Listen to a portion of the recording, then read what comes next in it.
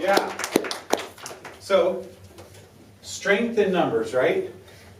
You are playing in a group. Now this is completely different, of course, than playing in a solo setting. So you play much more confidently. But you also heard me play loudly. I don't know, I'm just asking, curious. From when I was talking to Alan, did you play anything differently after this little clinic? Yeah.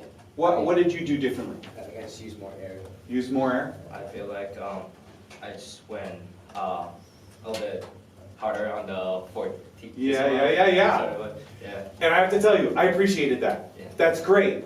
Because again, we don't know what it's going to sound like unless we get there. Mm-hmm. You know, so you're getting there. What did you notice? Now, because you did that, did you think anything, like how would you change it now? Now that you did that, would you change something about it? I'm just curious.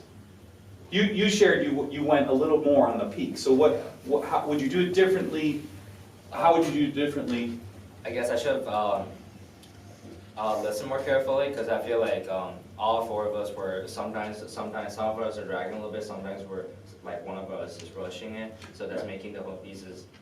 Yeah, and of course it's not just about being loud, right? Now, I mean, the thing that I loved about this group is you all share the same tonality. So if it was a bright or dark, whatever the tone was, it matched. That's huge. That's the first thing when you're in a quartet. The next thing I would say, we did have a little intonation problem, right? Just slightly. Yeah. I'm just curious, how do you tune usually? I'm just asking.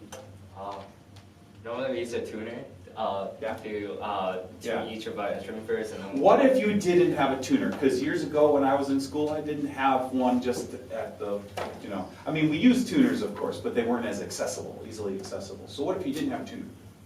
Maybe we could like listen more and.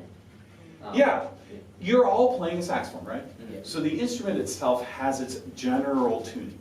So what I would suggest, I'm just going to give this to you. You guys might already do this. I don't know. So you're all going to play your F sharp. Now, of course, when you do that, will it sound the same? No, because you're all playing a certain interval apart. But you're going to play the same octave. So you're all going to play the lower F sharp, okay? And you're going to do this for me. You're going to, and lead, are you lead? Okay, do you conduct the group? Do you know what I mean by that? Yeah. You should, yes is the answer, yep. You'll conduct them, and what I want you to do is you're going to give a downbeat on the change of note, and this is what you're going to do. You're going to give them a cue for the F sharp, everybody plays.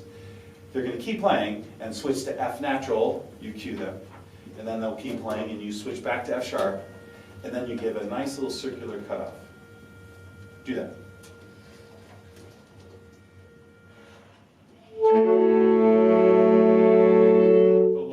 Everybody's playing F sharp.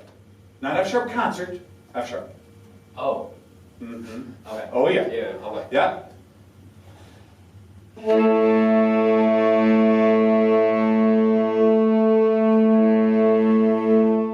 Play your F sharp. That's a B natural. Play your F sharp. Oh, my F sharp? Oh yeah. Oh, I thought, but, okay. Oh no. You're the lower octave. The lower octave. There. Do it again. Okay.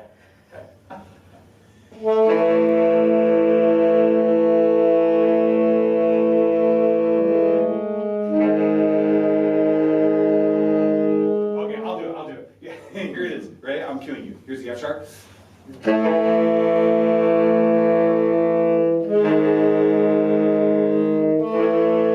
going to add another thing to that. Don't tongue any note other than the first one. Slur it.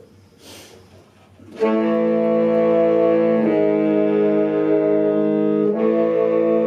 now I will say, as you're doing this exercise right now, you're already starting to tune a little bit better.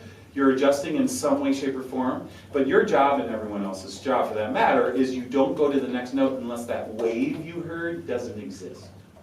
You follow me? And you're going to keep doing that until you get down to B flat. So the next one would be F sharp, E, F sharp. Try that. F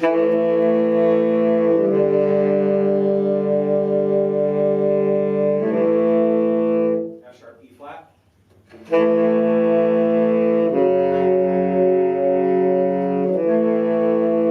Now you know why that sounds so good? Because you're all playing the saxophone.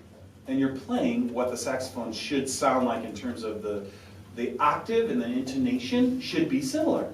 Okay? And that's what you want to tune to. You're going to do that all the way down until you get the low B flat. Okay? It might seem a little odd and long, but once you do that, you should be centered. Your intonation should be centered. And then and only then would you go to something that you know when you play your piece of music, if you're playing a lyrical passage, for example, and there's some notes that are just not there, you can hold those before you start playing the piece. Maybe play a couple of the notes just so you hear where is your intonation at that point and how much do you have to change it to make it work for you. Okay? Yeah, so that's how I would tune. All right? I know that's kind of long-winded, but it's very important. You got to start off with the right stuff in order to get that intonation. Now, go ahead and start right at the beginning now. Did you adjust, by the way? I meant to say, did you adjust anything while we were just playing? If you adjusted with your embouchure and your mouthpiece, that was correct. You did that, okay? Yeah.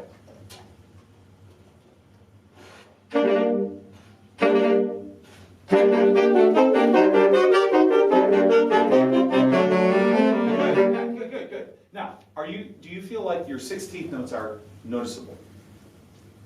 I know they're there because I know the piece. I don't know they're there because I can hear all of the detail in it. So, the one thing I'm going to throw at you in a few minutes, I'm going to keep talking a little bit longer because then I think we've had the whole hour and it's just you guys left, right? So do you mind if I go hang over a little bit? So the articulation thing, say T-U-H. Sorry, tuh. Say tuh. I didn't want to actually say it because I didn't want to give you the example, but yeah, tuh. Say tuh. Tuh. Yeah, now give me an aggressive tuh, like a tuh. Tuh. Good, now whisper that. As you do that, do you feel like you can breathe in immediately after you say it? Yeah. Try that. Yeah, that's how fast I want the air to move, okay? Now, go. Yeah,